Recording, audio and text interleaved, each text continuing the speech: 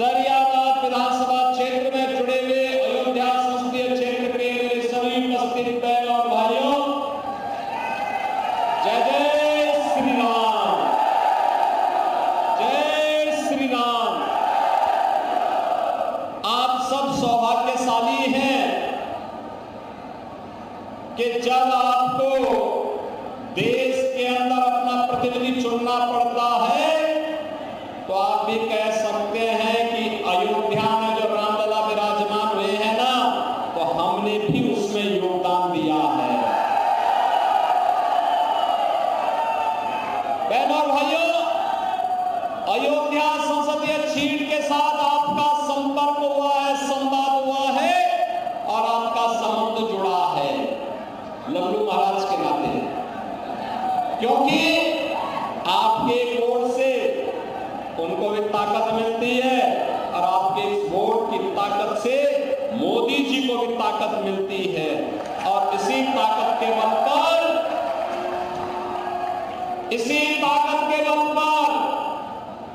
विदेशी आक्रांताओं ने हमारी आस्था के साथ खिलवाड़ करके अयोध्या में रामलला के भव्य मंदिर को क्षतिग्रस्त करके जिस गुलामी के ढांचे को वहां पर स्थापित किया था, इसी ताकत के बल पर गुलामी के ढांचे को हटाने और वहां रामलला के भव्य मंदिर के निर्माण का मार्ग प्रशस्त करने की ताकत प्राप्त होती है।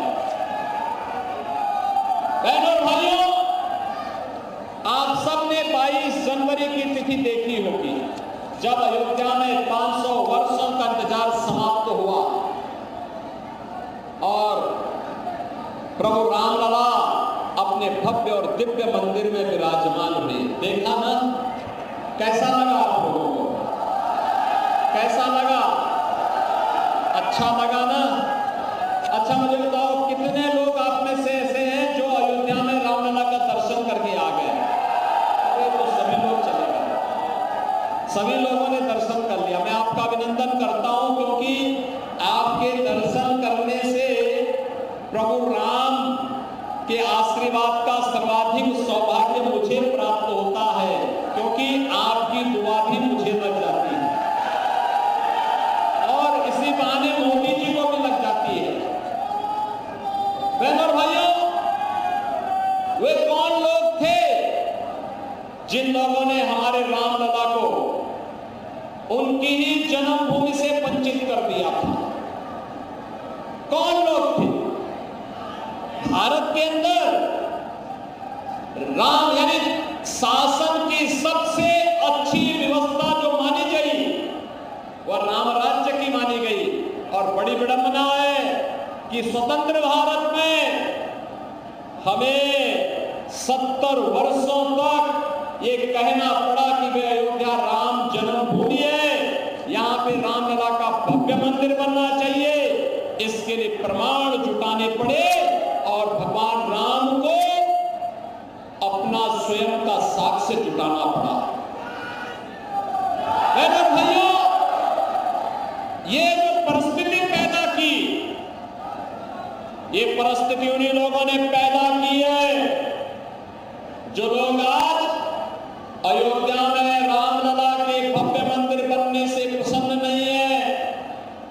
मैं तो बार बार इस बात को कहता हूं कि दो ही प्रकार के लोग हैं इस देश में, एक राम भक्त हैं और दूसरे रामद्रोही हैं।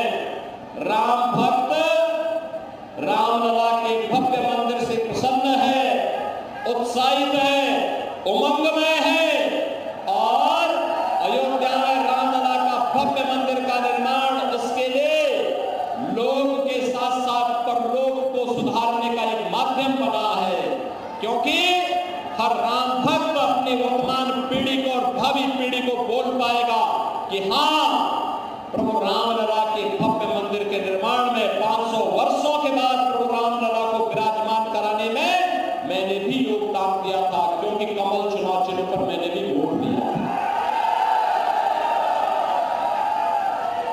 और लोग तो सुधरेगा ही सुधरेगा, लेकिन जब परलोक जाएंगे तो पूर्वजों को भी बता पाएंगे कि देखो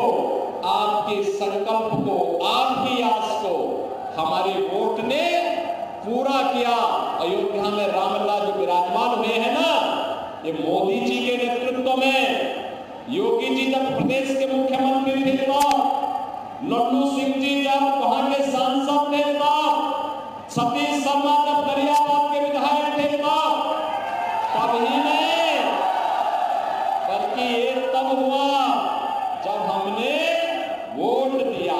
आप मुझे बताओ, लल्लू सिंह जी सांसद चुने जाते हैं तब मोदी जी प्रधानमंत्री बनते हैं ना? जब सतीश शर्मा विधायक बनते हैं तब मैं मुख्यमंत्री बनता हूं ना? एक राम भक्त उत्साहित है, उमंग में है, और दूसरी तरफ रामद्रोही है। वे ना दूसरे कहते हैं राम मंदिर बेकार बना। बहनों और भाइयों, ये वही लोग हैं जो राम भक्तों पर गोलियां चलाते थे। ये वही लोग हैं जिनके समय में राम जन्मभूमि पर आतंकी हमला हुआ था। ये वही लोग हैं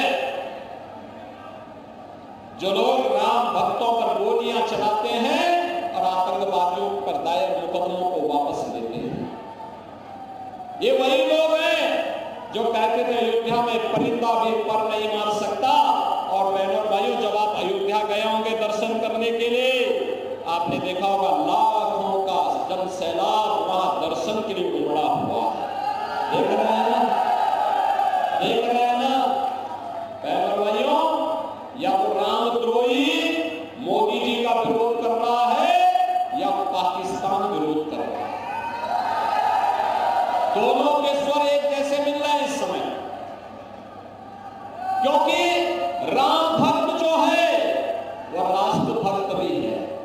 जो राष्ट्र भक्त होगा वह पहले देश के विकास के बारे में सोच रहा है, भारत के उत्थान के बारे में सोच रहा है, भारत को ब्रह्म वैभव की स्थिति में पहुंचाने के लिए सोच रहा है, भारत के विकास के लिए उसकी प्रतिबद्धता है, भारत को दुनिया की बड़ी ताकत बनाने के लिए, भारत की सुरक्षा के लिए, बड़े बड़े विकास के कार्य लाने के लिए, गरीब कल्याण कार्यक्रमों को आगे बढ़ाने के लिए वह पूरी प्रतिबद्धता के साथ कार्य कर रहा है।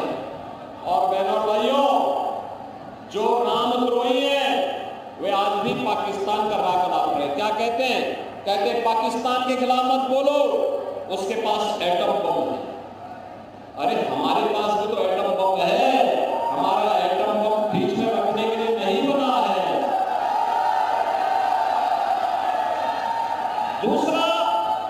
दूसरा हम ये भी बोलना चाहते हैं कि बहनों और भाइयों, एक तरफ एटम बम की धमकी से भारत के दुश्मनों के उत्साह को बढ़ाने का प्रयास कर रहे हैं, और दूसरी तरफ ये लोग राम मंदिर का विरोध करके आपको अपमानित करने का प्रयास कर रहे हैं।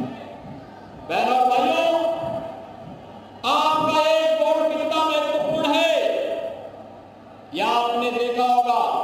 2014 के पहले का भारत और 2014 के बाद का भारत। 2014 के पहले गरीब भूख से मरता था, स्वास्थ्य सुविधा के अभाव में मरता था, किसान आत्महत्या करता था, नौजवान पलायन करता था, बेटी और व्यापारी सुरक्षित नहीं थी, दंगे होते थे, कर्फ्यू लगता था, सर्वत्र अराजकता का वातावरण था। और 2014 के बाद का भारत कैसे परिवर्तन हुआ, दुनिया के अंदर सम्मान बढ़ा, देश की सीमाएं सुरक्षित हुई, आतंकवाद और नक्सलवाद नियंत्रित हुआ। और अब तो जोर से पटाखा फट जाए ना तो भी पाकिस्तान को सफाई देनी होती है कि साहब मेरा हाथ नहीं है, क्योंकि इसे मालूम है कि अगर सफाई नहीं दी तो कहीं लेने की देने न पड़ जाए। ये नया भारत है, छेड़ता नहीं है, लेकिन अगर कोई छेड़ेगा तो फिर छोड़ता भी नहीं है। और बहनों और भाइयों, विकास के कार्य, हाईवे, अयोध्या देखो ना, रेलवे की डबल लाइन से जुड़ गया है, भव्य स्टेशन अयोध्या का बन गया है, अयोध्या के अंदर जहां से जाओ 4 लेन 6 लेन से जुड़ गया है, इंटरनेशनल एयरपोर्ट बन गया है। एक तरफ अयोध्या में रामलला विराजमान हुए और दूसरी तरफ अयोध्या का अंतर्राष्ट्रीय एयरपोर्ट रामलला के उस समय के जिन्होंने रामलला को अपनी गाथा के माध्यम से जन जन तक पहुंचाया था, ऐसे त्रिकालदर्शी ऋषि महर्षि वाल्मीकि के नाम पर अयोध्या के एयरपोर्ट का नामकरण हुआ। भाइयों, वहां जितने भी भोजनालय बने गरीबों के लिए, संतों के लिए, अतिथियों के लिए, उनका नामकरण किसके नाम पर है? माता सबरी के नाम पर। माता सबरी भीलनी थी, वनवासी थी, उनके नाम पर भोजनालय का नाम, क्योंकि प्रभु राम के वनवास के समय में उन्होंने ही आश्रय दिया था और भगवान राम ने उनके झूठे मेरे भी खाए थे। और आश्रय स्थल जिनके हम रेल बसेरा कहते हैं, वो किसके नाम पे है? निषाद राज के नाम पर है। निषाद राज के नाम पर ये अयोध्या है। इंटरनेशनल एयरपोर्ट भी है, सड़कें 4 लेन और 6 लेन की है, भव्य दीपावली भी है। पहले माफिया हावी होते थे, तो हम लोगों ने कहा प्रभु रामलला विराजमान हो रहे हैं, तो जन जन में तो जय श्री राम होगा और माफिया और अपराधियों का राम नाम सत्य है भी होगा। हो गया ना? और बहनों भाइयों, राम नाम सत्य की गाथा के बाद अब हमें राम राज्य की परिकल्पना को साकार करना है। इसके लिए भारत को आत्मनिर्भर और विकसित भारत बनाना है। आत्मनिर्भर और विकसित भारत के लिए हम सबको भाजपा को जिताना होगा।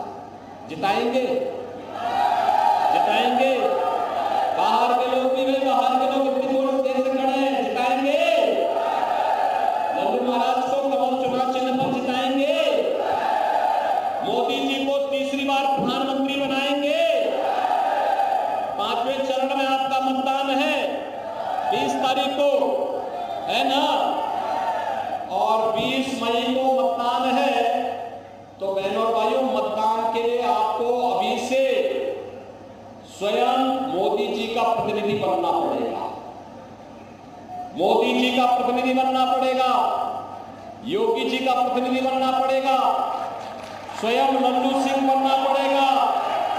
घर घर जाना होगा, एक एक व्यक्ति को अलग जगाना होगा और बोलना होगा वही जो देश के अंदर गूंज रहा है, जो राम को लाए हैं, जो राम को लाए हैं। क्या बोलेंगे? और उनको लाएंगे का मतलब कमल चुनाव चिन्ह का बटन। और बहनों भाइयों, ये उत्सव गांव-गांव में होना चाहिए। अवध क्षेत्र में तो हर जगह होना चाहिए। पूरी दुनिया अवध क्षेत्र का गुणगान गा रही है, पूरी दुनिया गा रही है। लल्लू जी की